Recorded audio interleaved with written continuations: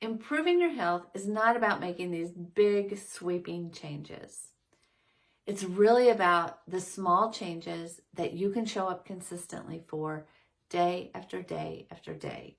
That's where you're going to get the biggest impact. And today in Your Kiss from Kristin, I want to talk more about this 1 change a week challenge. And if you haven't started, today's the day for you to start. It's the best day for you to start. And comment. Let me know that you're here. Let me know if you're starting, have started, where you're at in your journey. And click subscribe. It's the best way to have me just pop into your world without you even having to look for me. And share me with a friend, because there's enough health to go all the way around for all of us. So I'm Kristin Wood, your favorite total body wellness coach. And I work with my clients through mind, body, and soul so that they make habit changes that stick, that work for them. Because when we improve our health, we just get all the perks of better health. So what does big sweeping changes look like? Maybe you don't move much, don't get much exercise, and you decide on a whim, I'm going to join a gym. Maybe you've decided to start a new program that only has you using shakes and bars and packets of food when you were used to eating food. Maybe you've decided you're going to just give up a whole food group. Those are big sweeping changes that send up a red flag in our brain. And we get this message, hey girl, that is not you. That is not what we do. We're not doing that. And there's no amount of willpower that can overcome that thought. So the small changes, they're just a small change that feels doable, that you start showing up, doing consistently. And they're like putting that little rubber wedge that holds the door open. It's like sticking that rubber wedge in there and allowing more in. Okay, we've done this, we're doing this, this is us. Maybe we're up leveling. Things are changing. We can do a little more. So what are the small changes that you can commit to? And I suggest we set a standard, a baseline, where this is what we're going to do. Anything over that you can do, but it's bonus. It's not required. So maybe you decide you're going to start moving, and 10 minutes a day feels doable. There is going to be a part of you that says 10 minutes a day isn't going to be enough. That's not going to do anything. Why bother? But it is going to do something. You start doing that 10 minutes a day and you do it consistently every day. It becomes a habit. You start to see how much better you feel. You're going to up it. Maybe one day you do 15, one day you do 20, but the minimum you set was 10. When you start getting a bonus time every day, you can revisit. Do you want to upgrade your standard?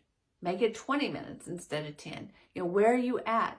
You get to make adjustments, and those adjustments get to be your new change for that week. So it isn't like you set your movement and that's where it has to stay. You can up-level that, and that can be your new change as you go through the weeks. So what is your change going to be this week? It doesn't have to be a big sweeping change. Maybe you just want to have a healthier breakfast, and you go from having coffee and donuts to having coffee and some protein. You do need to be careful when you make food changes that you're being honest with yourself, that you are understanding the change that you're making.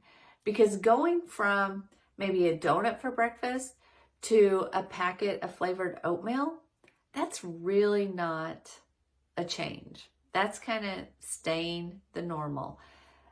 Even though we think oatmeal is going to be healthy, when you get the prepackaged, refined oatmeal that has the flavored flavor into it, that's really not going to be much better than a donut. So be honest with yourself about the changes you're making.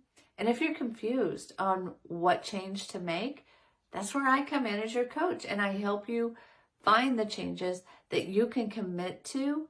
And when you can't commit to it, we look at what happened, what came up for you that got in your way of doing that? How can we adjust it so that you do show up for it? And a thing that I like to recommend is that when you set a change, you set an after I. So after I do whatever, I'm going to do this new change. You're piggybacking. So you're already doing the one action and you're just adding a little something else to it. So it feels more natural. One of mine has been, after I get a glass of water, I'm going to do 10 push-ups. I'm already getting the water, so that's just natural. The after I is just a little something I'm adding, and it works. It's just part of the process of getting a glass of water. So what is the after I and the new change going to be for you? Leave a comment. Share some ideas. What are people doing? It helps to give other people, get their wheels spinning on what they want to do. And I'm happy to help you work through what is going to be your best next change. You can always book an Unlock Your Wellness session, and we'll talk more about where you're at, what your goals are, and what's getting in the way. And formulate what is going to be your next best step. What's the one thing you can do differently that is going to move you closer to your goal? I hope you got some value out of this. Do share me with your friends. Let me know what your one change is going to be. And then it's weekly, making another small change and letting the wins of each of those small change add up, and they just build on the wedgie that you've got in the door so that you're opening yourself up to allow more and more and more into your life. I will see you next week with another Kiss from Kristin. Bye-bye.